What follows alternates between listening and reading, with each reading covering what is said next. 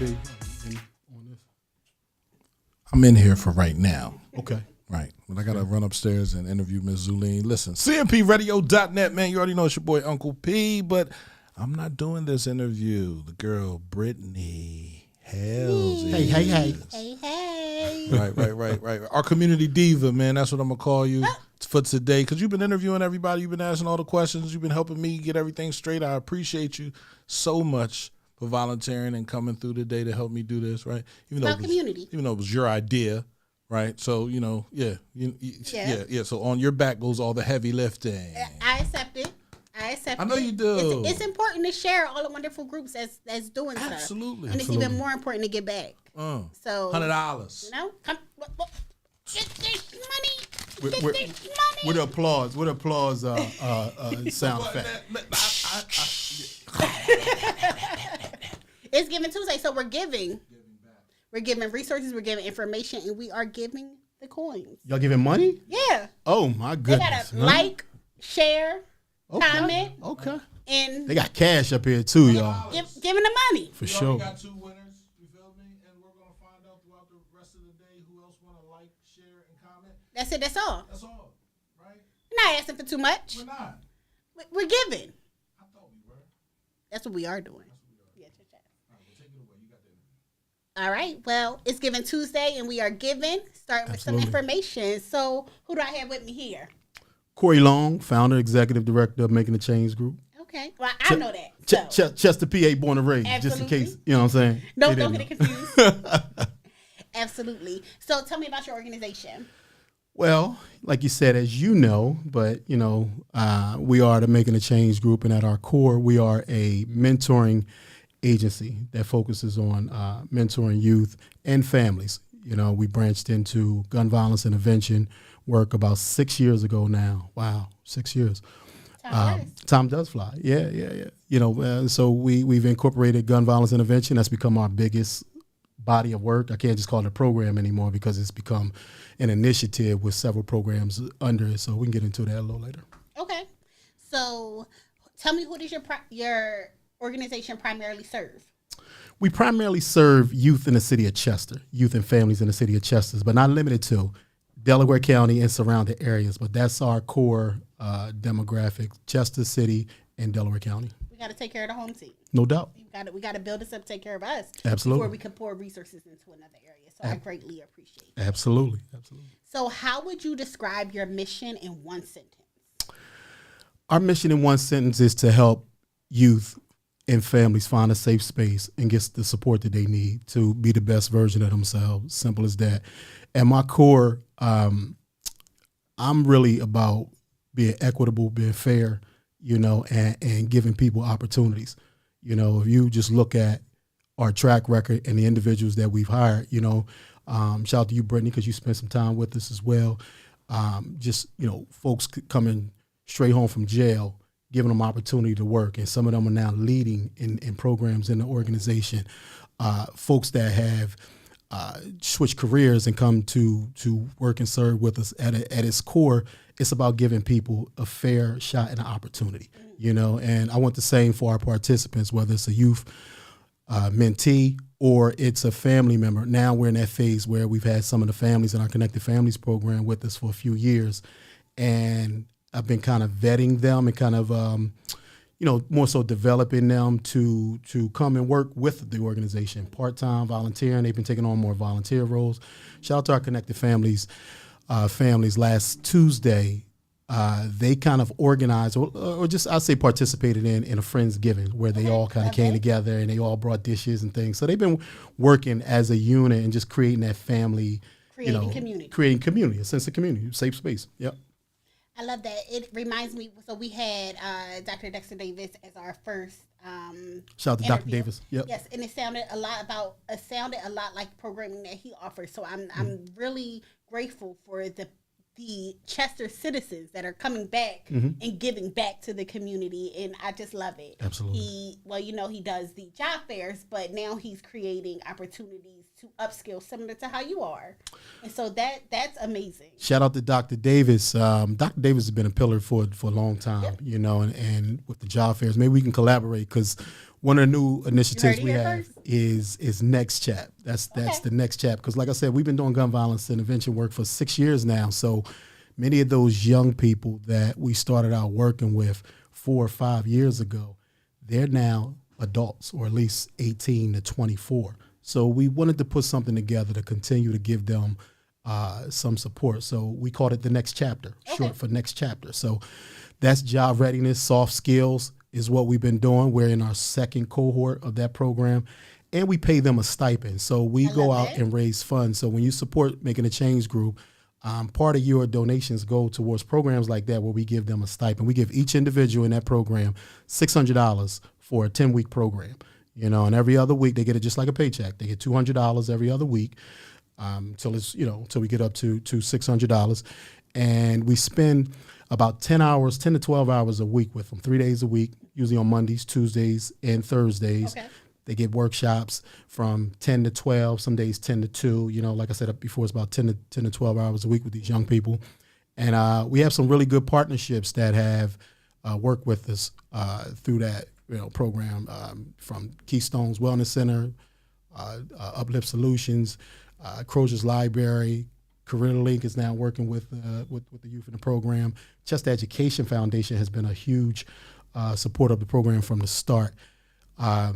They do the digital literacy. So the first thing we do is we get the young people their ID, social security card, birth certificate, whatever they need, so they can have proper documents. Right. Documentation. That's the first step. That's the first step, right? And this is ages. You don't know what you don't know, right? Absolutely. So navigating that is key. Yep. So they have so we make sure that they have all their documentation, ages 18 to 24.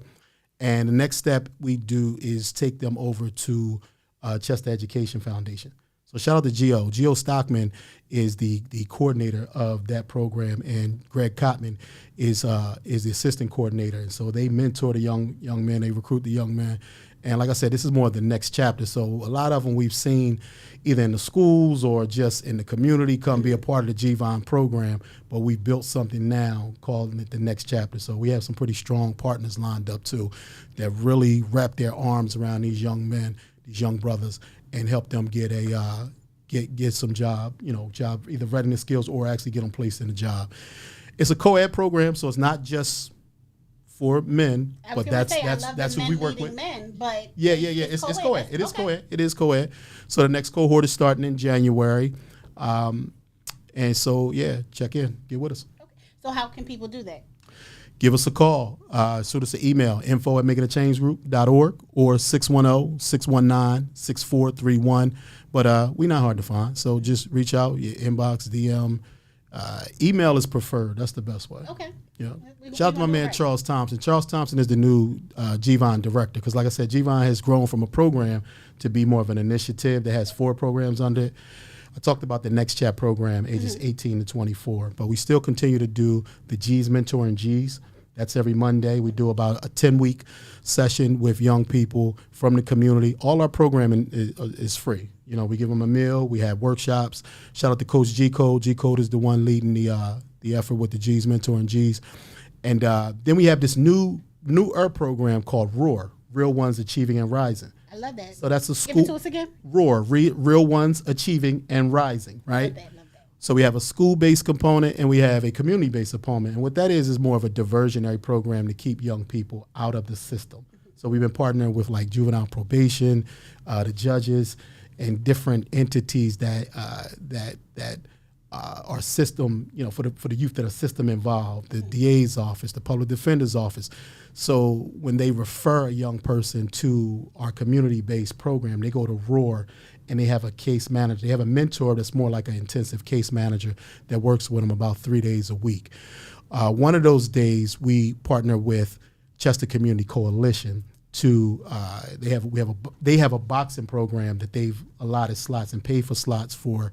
Talk to us about it. Yeah. LaShara was here. Yeah. Okay. Yeah. So some of the youth that are in our ROAR program, they've given us slots for that program as well. So, we've all been collaborating. We've all been working under the umbrella of 3SN, Safe Schools, Safe Neighborhoods. So shout out to the 3SN Collaborative. Awesome. So you told us a lot about the programs that you have to offer. Mm-hmm. Take us back. What inspired the start of your organization? So for me, Brett, it was more a personal journey for me. I had made a change in my life, and I felt God leading me to work with young people here in my hometown. And I said, God, if you keep me on the right path, I'm going to come back and I'm going to do the right thing for kids in this community. And that's what really got me started, And then I had a change in my life. I had joined the church. I had dedicated my life to the Lord. And this was going back in the mid to early 2000s. And, and young people just started to kind of gravitate to me, and that was something a little different for me. But I had this still small voice in me kind of bring to my remembrance that my grandmother, she used to send me to school with these scriptures, and one of them was Proverbs 22:6, train up a child in the way that he or she should go, and when they are old, they won't depart from it. And it wasn't until that time when I was in my mid to late 20s where that scripture really kind of made sense to me, why that was my favorite scripture, because I was called to train up these children in the way that they should go. You know what I'm saying? And so I just really dove all in with the work. And here I am going on 22 years now, 22 years and 26. Well, congratulations in that. Thank you. So you address a number of community needs. Yep. What would you say is the most urgent, and what's your priority right now for your organization?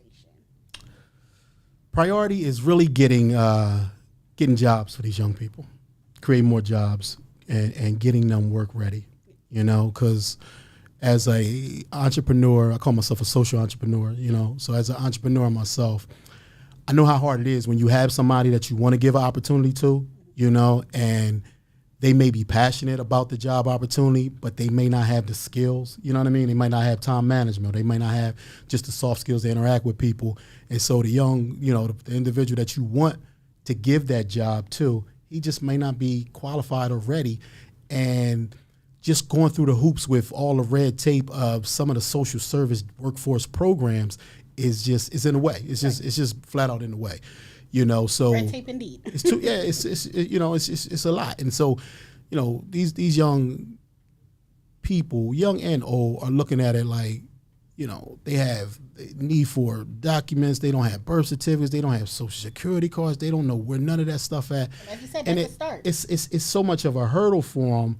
But for folks like us that's doing this work, it's not that big of a deal. We know where to go and get the documents. We have, some support thanks to the folks that give on Giving Tuesday and support our work, where we can say, hey, we'll pay for that. We'll pay for that documentation, that driver's license. We'll pay for that, that whatever it is, birth certificate, and we're covering those costs just to remove those barriers.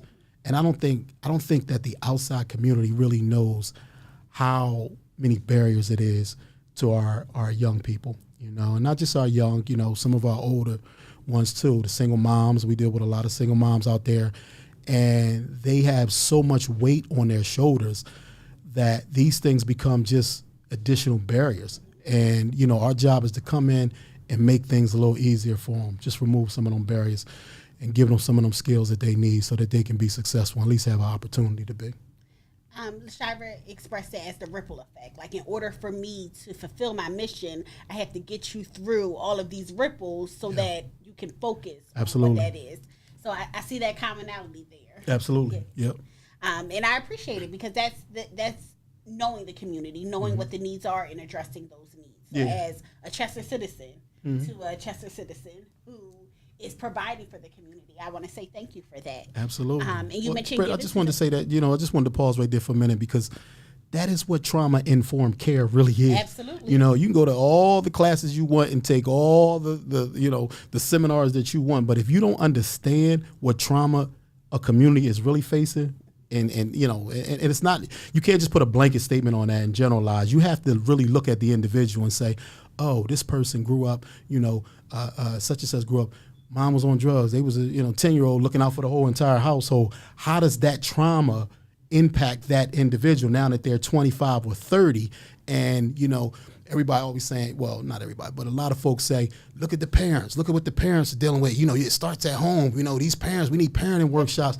It starts with just being informed of the trauma that those parents are going through, right? And just trying to remove more of those barriers. But that's what true trauma-informed care looks like to all the practitioners. And at the root of it is understanding that as individuals, we are unlearning our parents' trauma. Yeah. So people aren't ready for that conversation, though. Absolutely. It's like, we love our parents. Don't get me wrong. I'm not saying that. I'm saying they could only provide the support to us that they know. So they don't want their kids to go through what they went through. So they're going to teach you what they know, but they may not have gone through the proper steps to heal from that. And in turn, that cycle continues until somebody says, hey, I don't think this is quite right. And let's fix this. And then you couple that, and that's just household trauma. Yep. That's trauma within the household. Then you couple that with community trauma. Yep. When you hear gunshots going off, We talk about the desensitization of it. Of all that, when you lose an actual loved one, when you lose a father to gun violence, when you lose a brother, a sibling, or something like that Or to even gun to violence. imprisonment. Same thing, imprisonment. Just the layers of trauma, and that ripple effect, like you said, LaShira said. Shout out to LaShira, Chelsea Community Coalition. So you mentioned Giving Tuesday. Yep. What do you have any specific goals for Giving Tuesday in a sense of like what programs you're supporting? And can you tell us about that? So for us, we have a very generous couple. Shout out to Cindy Pelton and Dave Pelton. Cindy is one of our board members, and they are matching us with $2,500. For dollar for dollar. So if we raise the $2,500, they'll match us. So if we raise $700, they'll match us with the $700, right? So we need your support to help us get to that magic number so that we can get the full $2,500. Awesome. And the other thing, so 2 campaigns we had. The second one is we're really looking for monthly donors and supporters, and that goes a long way. Stretch. Yeah, that goes a long way. So whether it's $100 a month, whether it's $20 a month, it adds up. Yep. $100 a month at the end of the year, that's $1,200. That's 2 of the stipends for individuals in our Next Chat program, And so if it's $20 a month, that's $240. That's the cover. That's pizza for about 30 individuals one night in one of our programs. So it adds up. So really those monthly recurring donors, when you go to our website, you can sign up to be a monthly supporter. But not just the giving of the dollars. You can give of your time. You can give of yourself. We have about 5 major events every year that we participate in. From starting in January, we participated in MLK Day, which you're part of, with the Delaware County and Widener and others. Then we usually have a closing ceremony around Juneteenth. We have a summer event. We have a Friendsgiving event, and then we always have some type of holiday event. So we always need support around our events, our 5 major events. So I feel like you're still in my questions because I was rolling into it. One of our themes here is, especially Giving Tuesday being the most generous time of the world. Woo, look, I've been talking too much. Yeah. And understanding that we're not just talking about your tokens, right? We're not just talking about giving your money, but you can give your time and your talent. Yeah. So how can people connect with you to volunteer, to share a skill, to mentor, or even give money? Well, it starts with just reaching out to us. So we want you to come and see if it's a good fit because, everybody is not a good fit, and so it's just, but if you are and you have a passion to do the work that we're involved in, we at least want to connect with you and see. Let's start with a tour. Just come sit in on one of our programs. You can call us up. We schedule a time. Maybe you just want a tour. We got our new site now. We're on 21st and Providence Avenue, 400 East 21st. Thank you.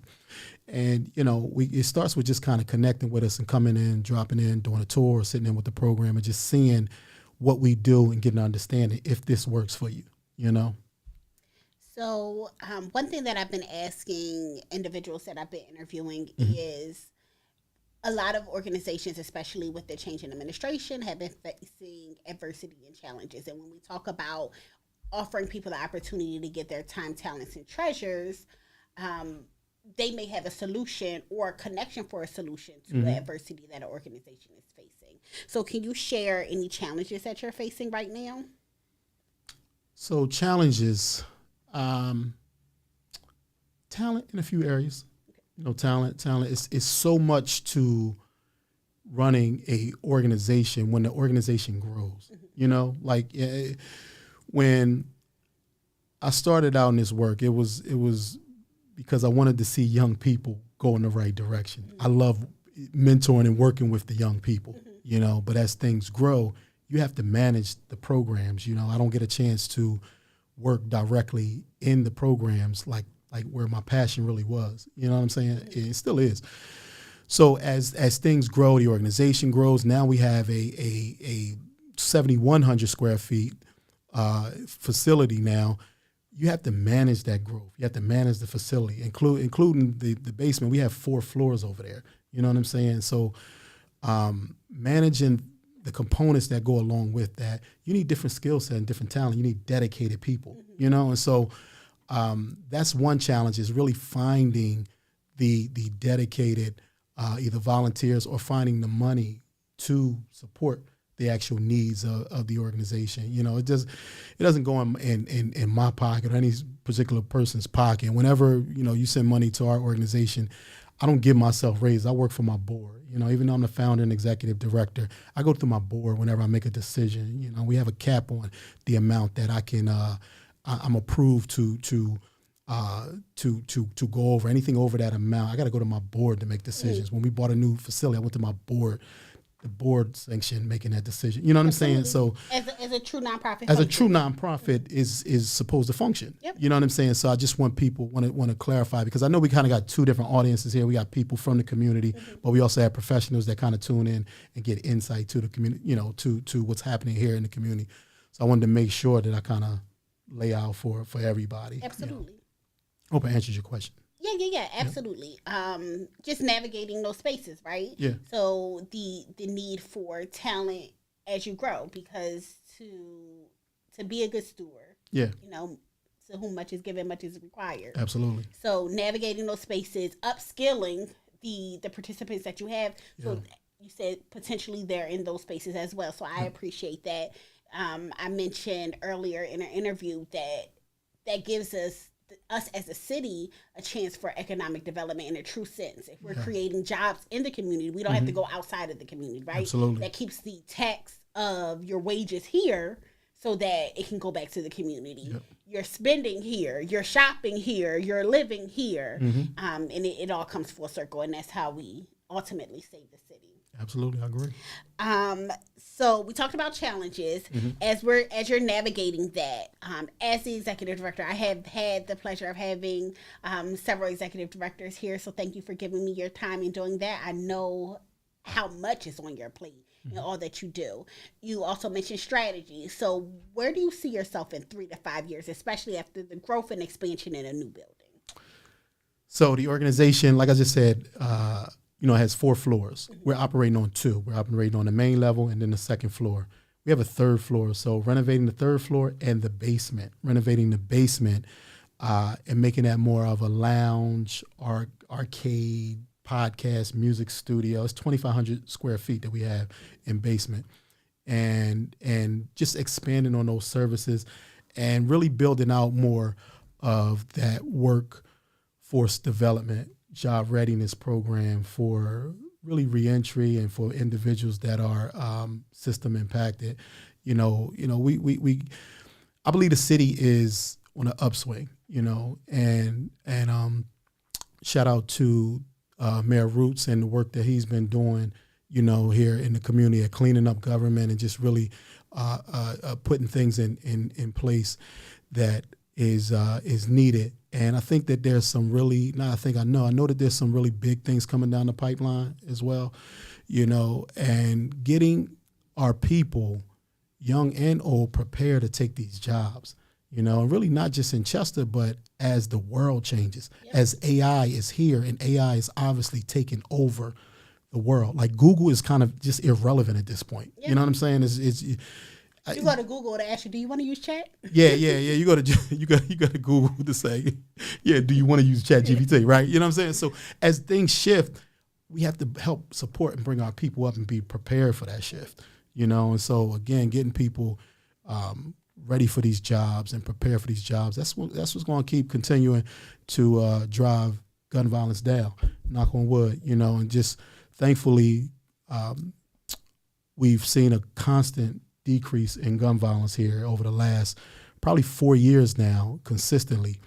And I believe this year is going to end with the lowest gun violence, homicides, and shootings probably in my lifetime, 50 years here in the city. You know what I'm saying? So thankful for that. But now the next thing is help empowering our people to continue to get these jobs and create new businesses and create that economic engine like Absolutely. you talked about.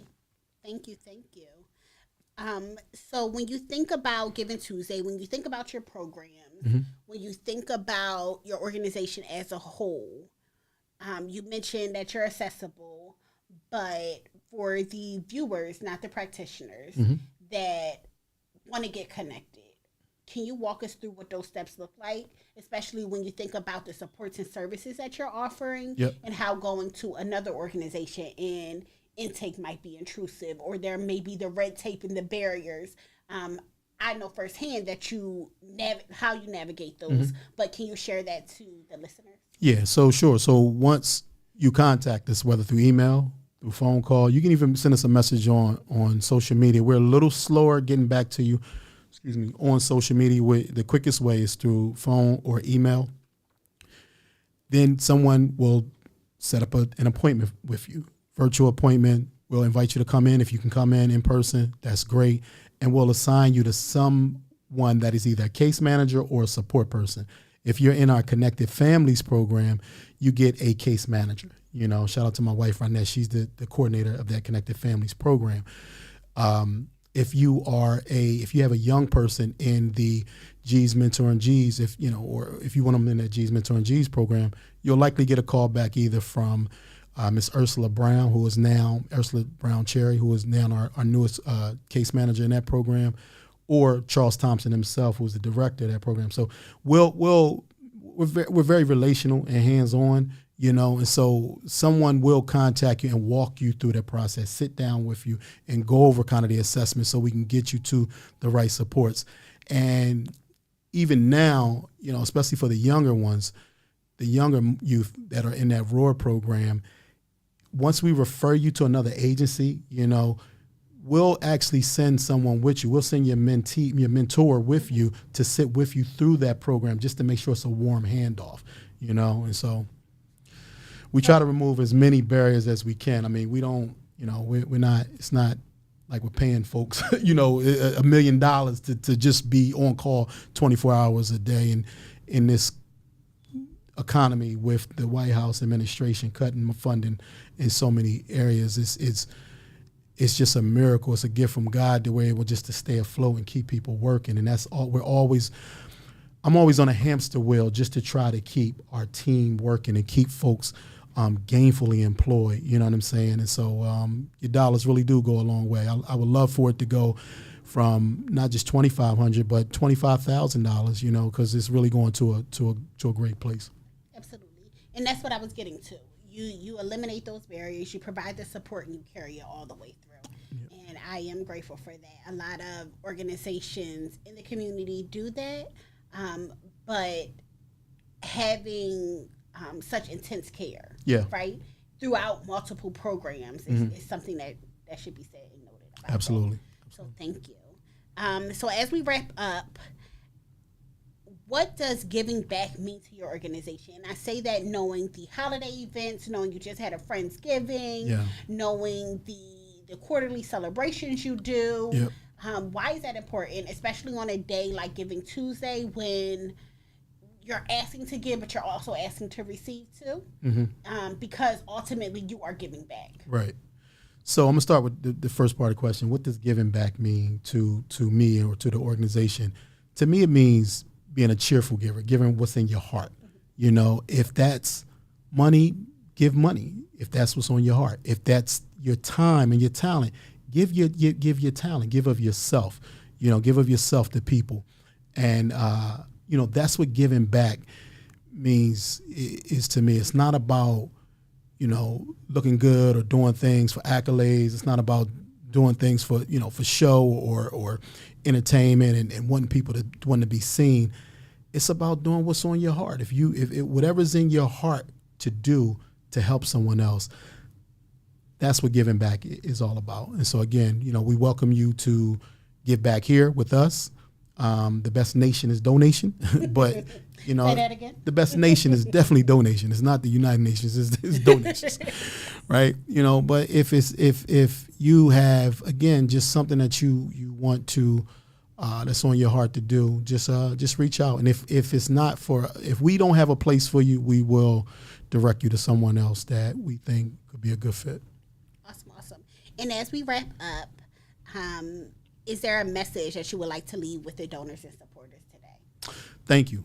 Thank you all for continuing to support in any way, whichever way you give. Whether you give to us, it's for me, I look at it as a partnership. Mm-hmm. You know what I'm saying? Like when you think about, our teams that we support in sports, like the Eagles, when we go out and purchase that Eagles hat and that Eagles gear, we feel like we're a part of Eagles Nation, right? You're getting a check from them.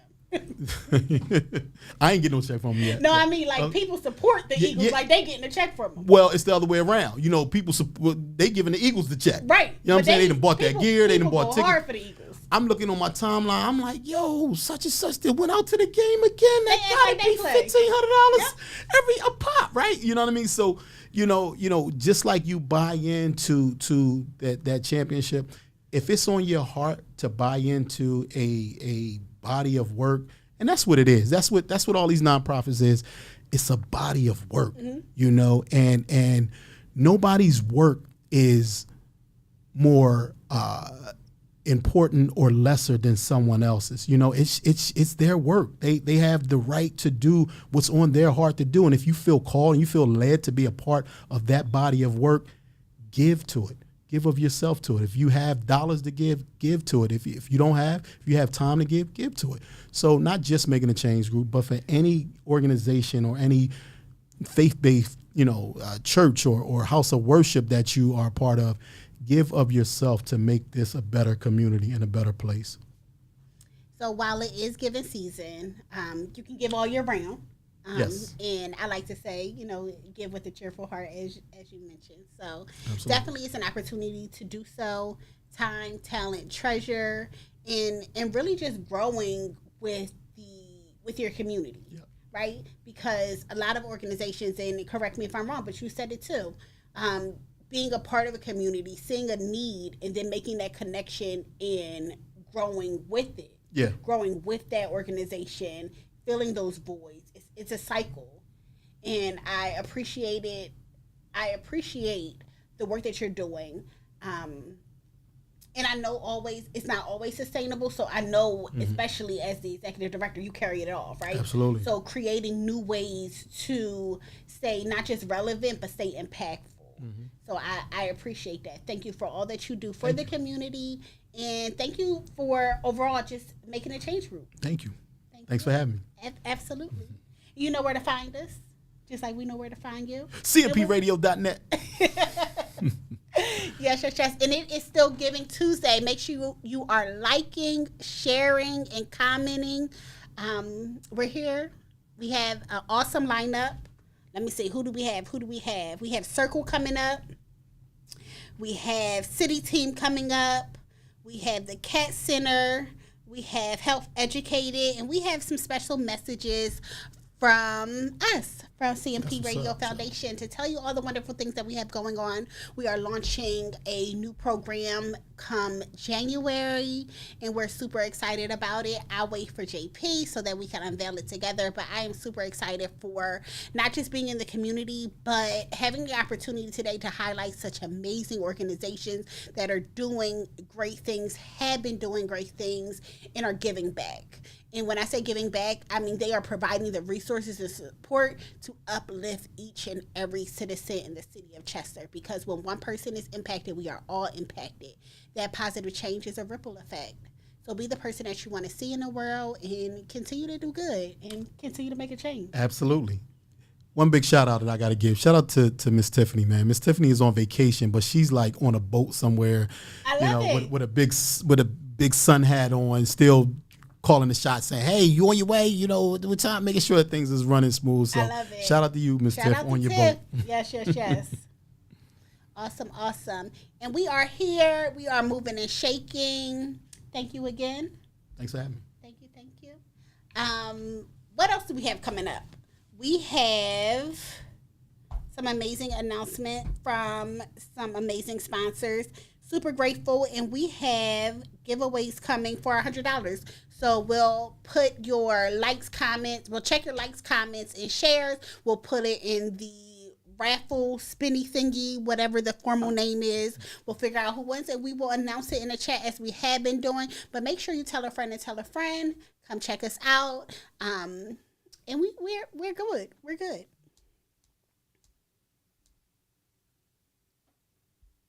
Thank you. Thank you. Awesome. This was good. Yes. It went fast. It did. Sheesh. That 45 happened. Yeah. Well, 40 minutes. I was late, at least 6 minutes late. I'm great. Then Zulene took another 4. Maybe 3. So what time y'all here till? We are here until 5.